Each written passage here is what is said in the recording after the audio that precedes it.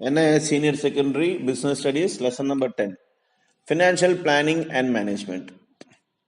This is one of the important lesson because business financial planning and management ரொம்ப முக்கியம். அதை பற்றி full details இருக்கும். Finance is the lifeblood of industry and commerce.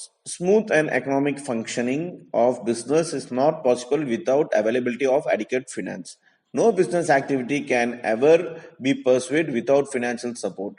Financial viability is perhaps the control theme of any business propositions. It is very difficult to conceive of a policy decision which will not have financial repercussion. Thus, effective management of finance is essential for the survival, growth, and sound health of any business organization. Thus, in the absence of efficient finance management, several undesirable results are bound to flow. The absence of the sound financial management during production and sales leads to an uneconomic use of funds and will ruin the fortune of the company. So, a well-informed and competent finance management is an absolute necessity for industrial development of the country. Okay, நம்ம ஒரு industry நடத்துகிறோம், ஒரு company நடத்துகிறோம், அப்போ ஒரு business பண்ணுறோம் அப்படின்னாக்கா அதுக்கு கண்டிப்பாக ஃபினான்ஸுங்கிறது வேணும். தட் இஸ் ஃபினான்ஸ்னால் ஏற்கனவே எக்கனாமிக்ஸ்லேயும் நம்ம பார்த்துருக்கோம். ஃபினான்ஸுங்கிறது காசு, பணம், தட் இஸ் இன்வெஸ்ட்மெண்ட் பண்ணுறதுக்காக. அதுதான் லைஃப் பிளட். ஒரு எக்கனாமியில் பார்த்தீங்கன்னாக்கா, ஒரு இண்டஸ்ட்ரி இல்லை காமர்ஸில் பார்த்தீங்கன்னாக்கா உங்களுக்கு ஃபினான்ஸு, காசு தான் மெயின், இன்வெஸ்ட்மெண்ட் தான் மெயின். அதுதான் பிளட் ஆஃப் த காமர்ஸ் இல்லாட்டி இண்டஸ்ட்ரி அப்படின்னு சொல்லுவாங்க. ஒரு வியாபாரம், ஒரு ப்ரொடக்ஷன் யூனிட் ஆகட்டும், ஃபேக்ட்ரி ஆகட்டும், கம்பெனி ஆகட்டும் நல்லபடியாக ஸ்மூத்தாக ரன் ஆகணும்னாக்கா ஃபினான்ஸ் கண்டிப்பாக மெயினான ஒரு விஷயம். அது இல்லைன்னாக்கா அந்த கம்பெனி சரியா ஃபியூச்சர்ல லாங் ஸ்டாண்டிங்ல அது வந்து ஓடாது. அது வந்து ஸ்ட்ரகிள் ஆக நிறைய வாய்ப்பு இருக்கு. நம்ம ப்ரொடக்ஷன்ஸ் பண்ணாலும் சரி, இல்லை மேனுஃபேக்சரிங் பண்ணாலும் சரி, இல்லை சர்வீஸ் ஓரியன்டா பண்ணாலும் சரி, எந்த ஒரு தொழில் பண்ணாலும் அது ஃபினான்ஸ் கண்டிப்பா இருக்கணும். அதே மாதிரி இந்த ஒரு ஃபினான்ஸுங்கிறது வச்சுக்கிறது முக்கியம் இல்லை, அந்த ஃபினான்ஸ் மேனேஜ் பண்ணணும். கரெக்டாக மேனேஜ் பண்ணாதான் அந்த ஒரு பிஸ்னஸ் கரெக்டாக பார்த்தீங்கன்னாக்கா உங்களுக்கு சர்வைவ் ஆகும், க்ரோத் ஆகும், நல்ல ஹெல்த்தியாக அந்த பிஸ்னஸ் ஆர்கனைசேஷன் ஃபியூச்சருக்கு டெவலப் ஆகும். அதுக்கு ஒரு நல்ல எக்ஸாம்பிள் டாடா குரூப்ஸ் தான் நான் சொல்லுவேன் இந்தியாவில். So best of the best financial மேனேஜ்மெண்ட்டோட இந்த மாதிரி எல்லாமே நிறைய கம்பெனிஸுங்க இருக்கு. அதே மாதிரி இந்த நம்மளோட நேஷன் டெவலப் ஆகணும்னாக்கா, நேஷன்ல இருக்க இண்டஸ்ட்ரீஸ் எல்லாம் டெவலப் ஆகணும்னாக்கா கண்டிப்பா இந்த ஒரு ஃபினான்ஸ் மேனேஜ்மெண்ட்டை அவங்க வந்து பர்ஃபெக்டா அவங்க மெயின்டைன் பண்ணியே ஆகணும். இந்த ஃபினான்ஸ் மேனேஜ்மெண்ட் இல்லை, சரியா அவங்க மெயின்டைன் பண்ணல அப்படின்னாக்கா அந்த எக்கனாமிக், அந்த நாட்டோட எக்கனாமி ரொம்ப வேர்ஸ்டா போயிடும் சொல்றாங்க. 10.1 Meaning of financial management. Financial management is concerned mainly with the procurement of funds in an economic and prudent manner of deploying these funds in most profitable way in a given risk situation, planning future operations and controlling current and future performance and development through different tools. In other words, finance management is basically concerned with mainly three decisions, namely investment decision, financing decision and dividend decision. Right. Financial மேனேஜ்மெண்ட்னா என்னன்னா, மார்க்கெட்ல இருந்து பணத்தை வந்து திரட்டி, that is ஃபண்டை வந்து ஒரு பப்ளிக் இஷ்யூவா போட்டோ இல்லை ஏதோ ஒரு ஷேர்ஸா இது பண்ணியோ பப்ளிக் கிட்ட இருந்து காசை வாங்கி அதை வந்து பிஸ்னஸ்ல இன்வெஸ்ட் பண்றது, இது வந்து ஃபினான்ஸ். அப்படி இது ஒன் ஆஃப் த வே அப்படின்னு சொல்றாங்க.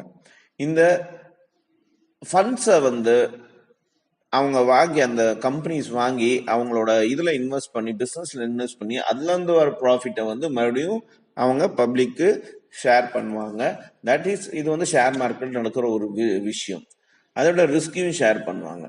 ஸோ இந்த பர்ஃபார்மன்ஸ் பேசிஸ் பார்த்தீங்கன்னா இதுல நிறைய விஷயங்கள் இருக்கு ஃபினான்ஸ்ல. ஃபர்ஸ்ட் பார்த்தீங்கன்னாக்கா அதுல 3 இருக்கு. ஒன்று இன்வெஸ்ட்மெண்ட் டிசிஷன், இன்னொன்று ஃபினான்ஷியல் டிசிஷன், இன்னொன்று டிவிடெண்ட் டிசிஷன். ஸோ இந்த மாதிரி பேசிக்கா 3 டிசிஷன்ஸ் இருக்கு இந்த ஃபினான்ஸ் மேனேஜ்மெண்ட்ல. அதுல இன்வெஸ்ட்மெண்ட் டிசிஷன்ல ரெண்டா பிரியுது. ஒன்னு கேபிட்டல் பட்ஜெட்டிங் டிசிஷன், இன்னொன்னு ஒர்க்கிங் கேபிட்டல் டிசிஷன். அது என்னன்னு பார்ப்போம். First, 10.1.1 investment decision.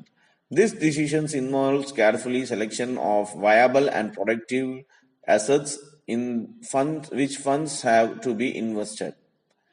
So, இந்த இன்வெஸ்ட்மெண்ட் டிசிஷன்ல என்ன நடக்குதுனாக்கா, அந்த டிசிஷன் எதுல கேர்ஃபுல்லா இருக்கும்னாக்கா, அவங்க கரெக்டான அசெட்ல அவங்க ஃபண்டை வந்து இன்வெஸ்ட் பண்றதுக்கு இந்த இன்வெஸ்ட்மெண்ட் டிசிஷன் ரொம்ப ரொம்ப அவசியமா இருக்கு. கரெக்டா டிசைட் பண்ணும். அசெட்னா சொத்து. Decision relating to long-term investment in fixed asset called capital budgeting decision. So capital budget ஒரு ஃபிக்ஸட் அசெட் வாங்கணும் அப்படின்னாக்கா லாங் டேர்முக்கு வந்து ஒரு ஃபிக்ஸட் அசெட் வாங்கினாக்கா அது கேபிட்டல் பட்ஜெட்ல கரெக்டாக டிசைட் பண்ணுவாங்க. Decision relating to short term investment in current asset called working capital decision. So short டேர்முக்கு ஒரு இன்வெஸ்ட்மெண்ட் தேவை, அதாவது ஒர்க்கிங் கேபிட்டல்னாக்கா அந்த பிஸ்னஸ் நடத்துறதுக்கு உண்டான பணம் தேவை அப்படின்னாக்கா அதை ஒர்க்கிங் கேபிட்டல் டிசிஷன் அப்படின்னு சொல்லுவாங்க. There are two decisions, other decisions. Decisions relating to the portfolio investment in securities. இது என்னன்னா, அந்த கம்பெனி எந்தெந்த ஷேர் மார்க்கெட்ல எந்தெந்த கம்பெனிஸ்ல வந்து இன்வெஸ்ட் பண்ணிருக்கு, செக்யூரிட்டிஸ்னாக்கா ஷேர் மார்க்கெட்ஸ்ன்னு சொல்லுவாங்க, பாண்ட்ஸ்ன்னு சொன்னாங்க, இந்த மாதிரி விஷயம் அதில் இன்வெஸ்ட் பண்ணிருக்கு, அதுவும் கரெக்டாக டிசைட் பண்ணணும். Then decision relating to merger and take over investments. இப்போ ஒரு சின்ன சின்ன கம்பெனிஸ் வந்து லாஸ்ல போகும், ஒரு சின்ன கம்பெனி வந்து ஒரு பெரிய கம்பெனி வாங்குது அப்படின்னாக்கா அது வந்து ஓவர் மர்ஜர்னு சொல்லுவாங்க, இல்லை டேக் ஓவர்னு சொல்லுவாங்க. ஸோ இந்த மாதிரி விஷயம் எல்லாமே பண்ணாக்கா அதுக்கும் அவங்க யோசிச்சு தான் டிசைட் பண்ணணும் அப்படின்னு சொல்லுவாங்க. ஸோ இதெல்லாமே investments. Investment decisions are influenced by cash flow, by giving due care to time, value of money, risk involved, technology changes, etc. to find out the viability of each capital expenditure decision. Capital budgeting, cost volume profit analysis are the techniques generally used for the process of investment decision. So இந்த investment பார்த்தீங்கன்னாக்கா ஒரு cash flow, அதாவது கரெக்டான டைம்ல அந்த value of மணின்னு சொல்லுவாங்க, அப்புறம் அதுல எவ்வளவு ரிஸ்க், அவங்க பிசினஸ்ல எவ்வளவு ரிஸ்க் இன்வால்வ் ஆயிருக்கு, டெக்னாலஜி எல்லாம் சேஞ்சஸ் ஆகுது, அப்போ அந்த புது டெக்னாலஜிக்கு இன்வெஸ்ட் பண்ணணும். இதெல்லாமே பாத்தீங்கன்னாக்கா அந்த இன்வெஸ்ட்மெண்ட்ஸுக்கு இதுக்கெல்லாமே தேவைப்படுது. அப்புறம் கேபிட்டல் எக்ஸ்பெண்டிச்சர், எவ்வளவு வருஷத்துக்கு எவ்வளவு எக்ஸ்பெண்ட் ஆகுது, மந்த்லி எவ்வளவு எக்ஸ்பெண்டிச்சர் ஆகுது, அந்த டிசிஷன் எடுக்கணும்.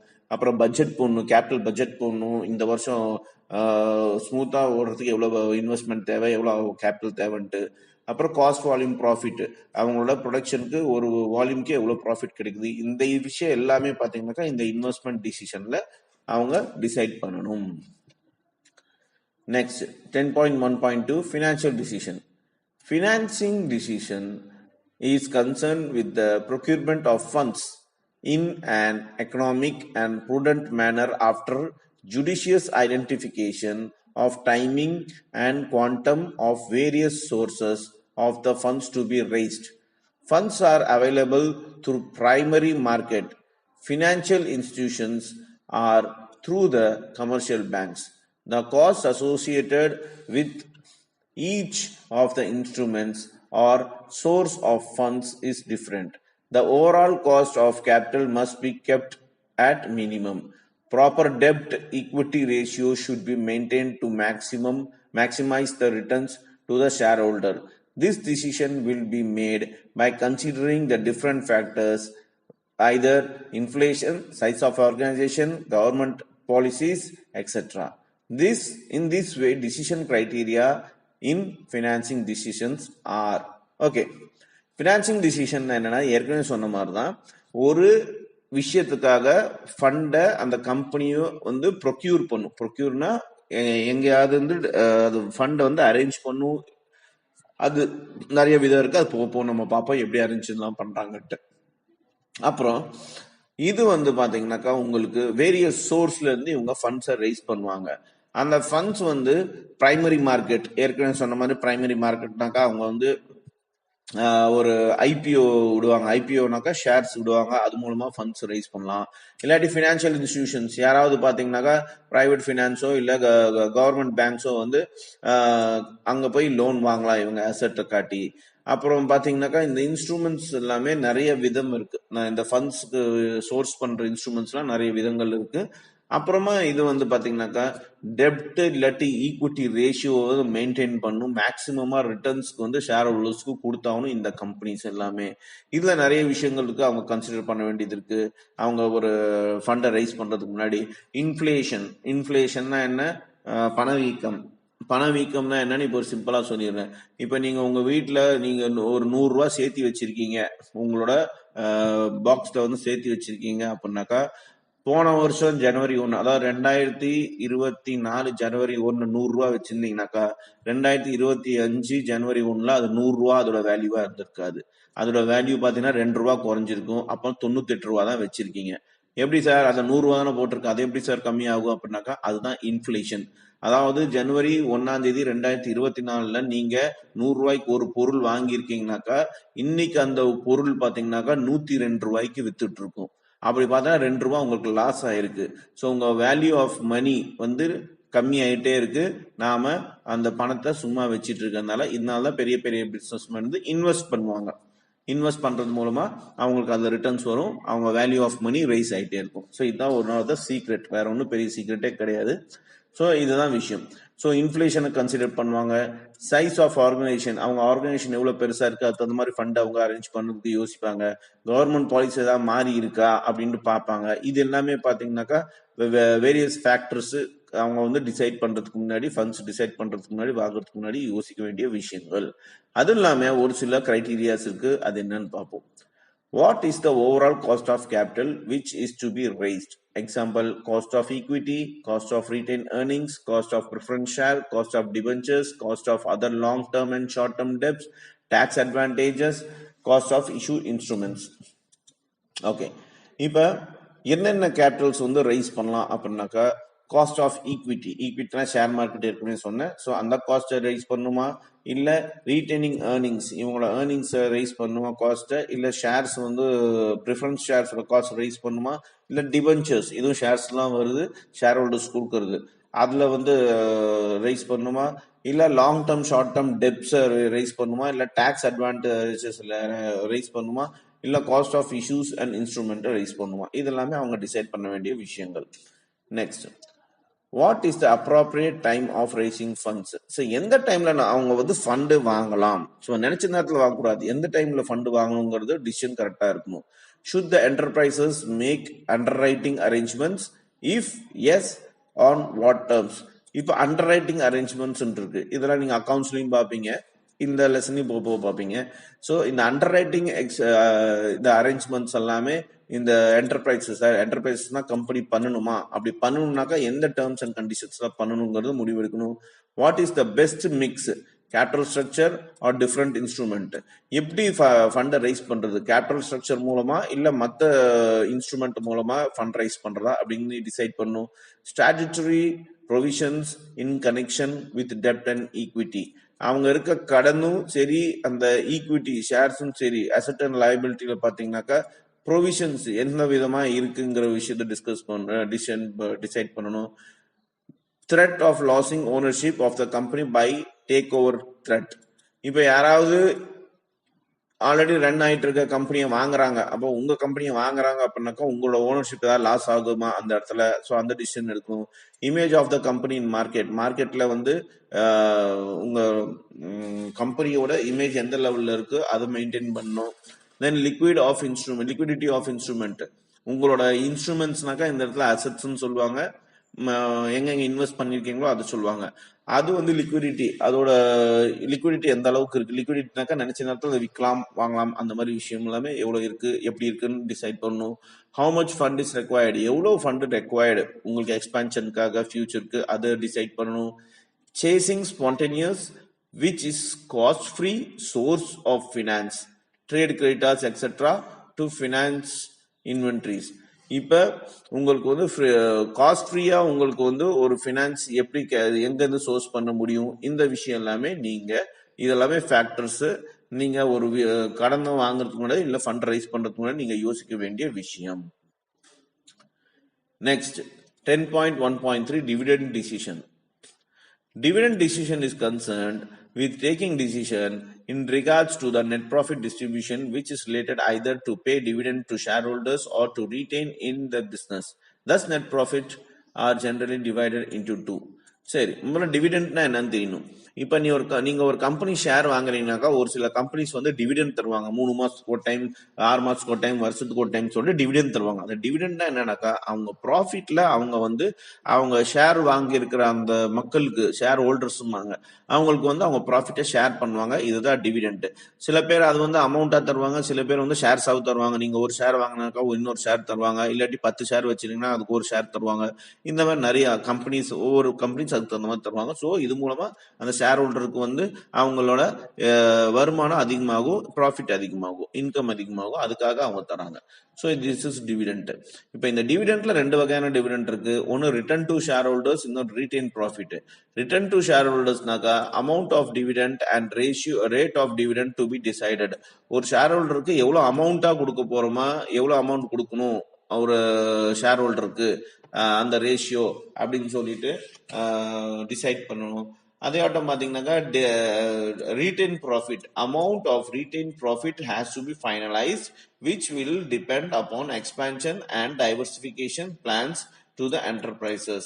இப்ப ரீடைன் ப்ராஃபிட் அந்த கம்பெனிக்கு கிடைச்சிருக்க ப்ராஃபிட் வந்து ஃபைனலா பண்ணி அது வந்து எக்ஸ்பேன்ஷன், அந்த ப்ராஃபிட்டை வந்து மறுபடியும் அவங்க இன்வெஸ்ட் பண்ணி அவங்களோட பிஸ்னஸ் எக்ஸ்பேண்ட் பண்றதுக்காக வச்சிருக்க போறாங்களா இல்ல அது டைவர்சிஃபை பிளான்காக வச்சிருக்க போறாங்களாத விஷயம் தான் ரீடைன் ப்ராஃபிட்னு சொல்லுது.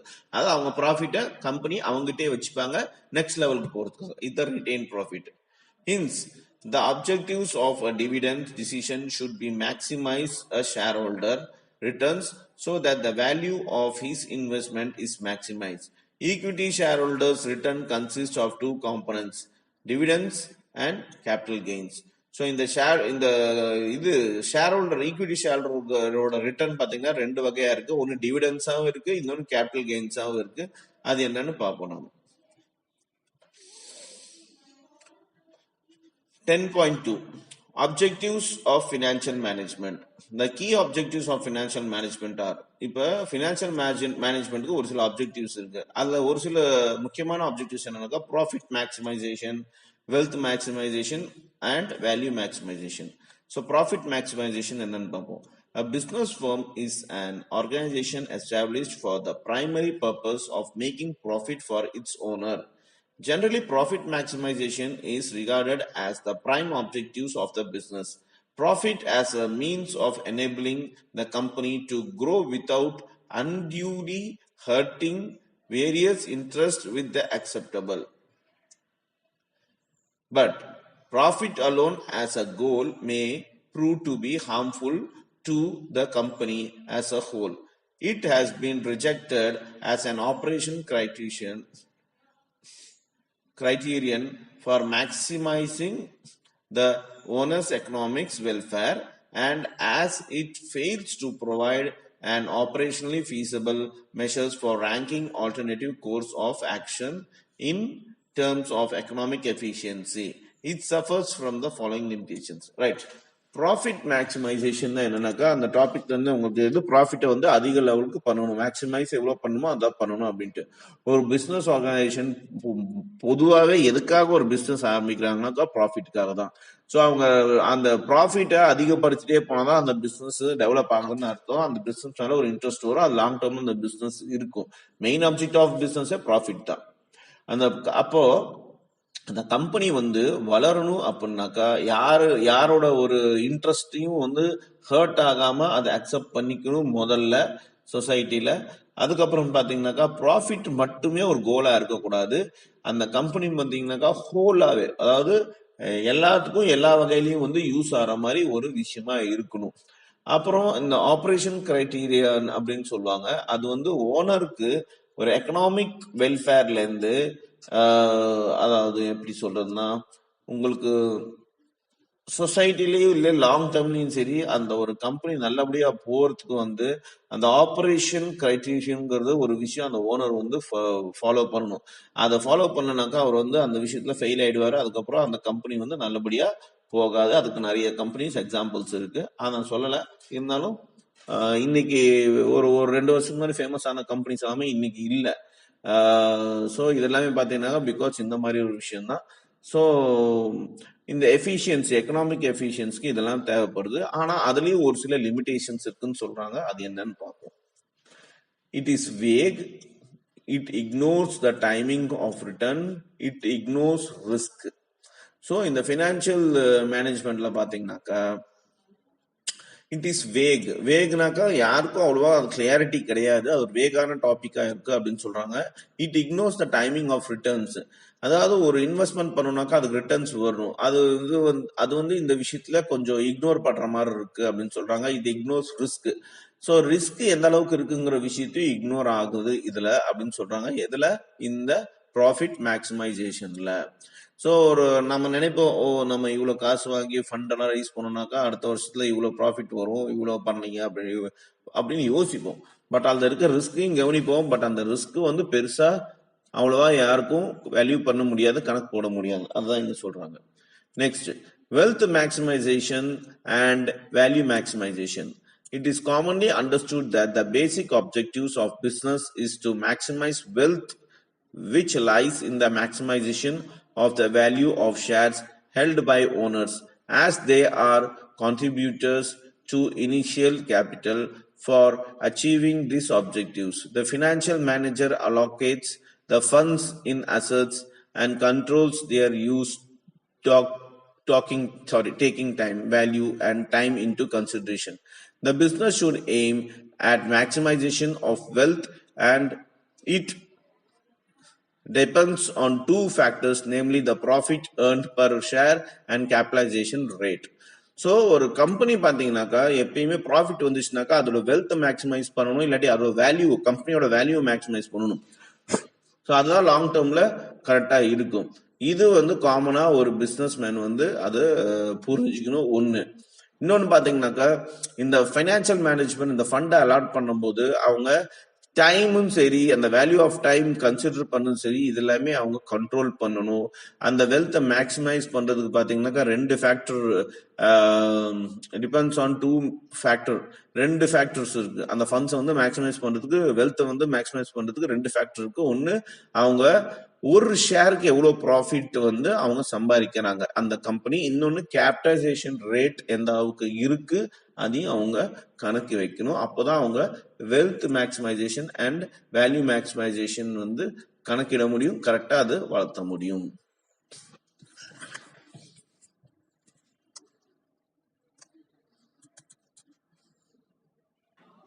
இந்த வீடியோ நம்ம ஸ்டூடெண்ட் சப்ஸ்கிரைபர் நிதிஷ்ங்கிறவர் கேட்டிருந்தாரு இந்த டாபிக், அதுக்காக இது பண்ணியிருக்கேன். இந்த மாதிரி டாபிக்ஸ் உங்களுக்கு வேணா சொல்லுங்கள், நான் அதுக்கு தகுந்த மாதிரி அந்த டாபிக் உங்களுக்கு எக்ஸ்பிளைன் பண்ணுறேன்.